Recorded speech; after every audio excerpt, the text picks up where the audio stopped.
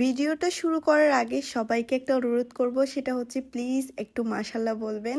কারণ হচ্ছে এটা আমার খুবই খুবই কষ্টের একটা ফল বলা যায়। আমার এই ছোট্ট বাগানে অনেকগুলো ক্যাপসিকাম ধরেছে, যেগুলা আমি এতদিন ধরে যত্ন করে করে বড় করেছি। মাশাল্লাহ বলতে বলার কারণ হচ্ছে আপনি আমি সবাই জানি বদনজর হচ্ছে খুবই খারাপ জিনিস, তাই আমাদের সবারই উচিত কোনো একটা সুন্দর জিনিস দেখলে অবশ্যই মাশাল্লাহ বলা। আমার জীবনে সবচেয়ে পছন্দের জিনিস হলো আমার এই ছোট্ট বাগানটা। এই গাছগুলোর প্রতি আমার যে কি পরিমাণ মায়া আমি বলে বোঝাতে পারবো না।